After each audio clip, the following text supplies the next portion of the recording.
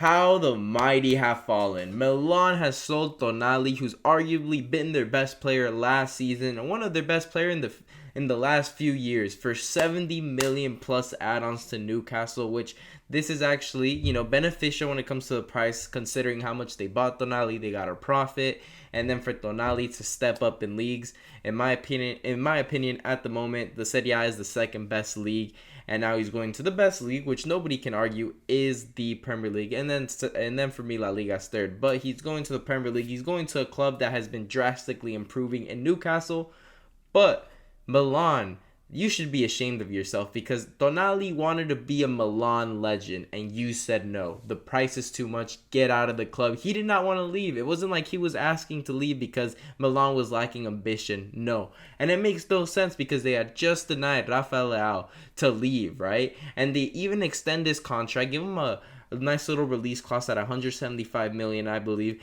And then not only that, they say they don't want to sell him, right? And then Tonali gets sold for 70 million, who in my opinion last season he was the best player. For example, in the Inter first and second leg, he was the best player, no doubt about it. Without him, they would have got completely embarrassed by their rivals and neighbors. Now, Tonali, how does he get repaid with that? He gets sold, and he did not want to get sold. He wanted to stay in Milan, a legendary club, and he wanted to be the next guy who would stay there his whole career and become a club legend. And he doesn't get that opportunity because Newcastle come in with the bid that they felt that they could not reject. And in my opinion, the thing is, they could have got a lot more money if they would have just stayed patient, kept him a couple more years, extended him more, and he could have get in like 2-3 years. I could have seen him go for a lot more than 70 million because he is quite talented. And look right here. He was forced out by the Milan hierarchy. He did not want to leave. When you're a team like Milan that has such a legacy in Europe, and you're one of the greats, you're one of the big clubs in the history of football, right? And you have a player that does not want to leave, and you are telling him, get out, and you even have him broken in tears. In tears. He does not want to leave. He wants to be in Milan, not Newcastle. And this lad, he's Italian and everything, and you force him to leave. You should be ashamed of yourself.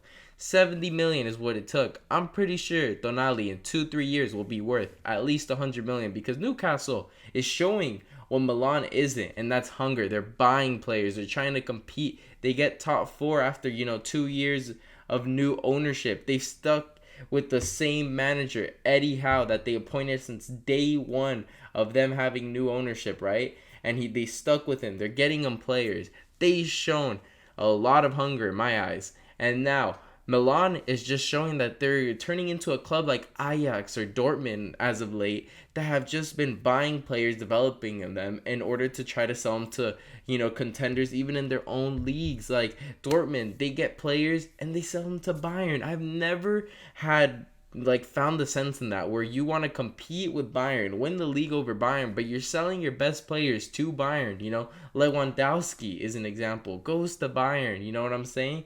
Rafael Guerrero, I understand it's on a free, but you're letting him go to Bayern. Like, extend the lad, And look right here, Milan, they let Tonali go. You might be saying, well, they're not really doing anything to their neighbors like Dortmund, sending them to Bayern and making, teams in their own league better. Well, it had looked like Thuram here was gonna go to Milan, and then he ends up going to the rivals in Inter Milan. So you sell your best player for 70 million, and you would think, oh, these lads are gonna probably sign a replacement and a striker, because it seems like Milan has been obsessed over 30-year-old and plus strikers. Giroud, Zlatan. All they do is bring in older players to play striker, and Thuram here, who's a nice little young striker who you could even buy, for the amount that you could get him, right? And get a profit in 2-3 years like you're doing with Tonali, and it seems like you're doing with everyone with Rafael Leao, that you just buy him and you want to sell him for a profit, right? Well, you got him right there, and you fail to get him to your rivals, your biggest rivals who just beat you in the semifinal of the Champions League, and they beat you to this signing. Should be ashamed of yourself. If I'm the owner of Milan, clean house that front office, because they just cannot get it done, or whoever's responsible, because sometimes when it comes to failing to financially, get there to players. Sometimes it comes down to the owners. They don't want to spend enough. They're like, you know what, find someone else. But losing a player like Thuram to your rivals, now you're going to see him twice a year at least, or twice a season, right? And he might be bagging goals against you instead of for you. That's sad in my opinion. So you let go your best player, and then your rivals take your number one target. You should be ashamed of yourself, honestly. And then Theo Hernandez is also linked to Newcastle. Leao, he's probably going to leave in a season or two because you are failing to show ambition. And as of now, you are I don't know, it just baffles me how Milan. I used to love watching Milan. I remember the Barca Milan, Champions League fixtures, though with Boateng.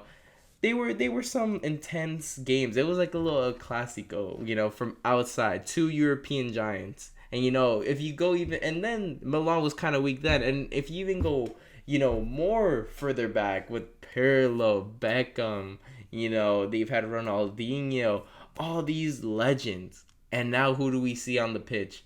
Benacer, Thiago.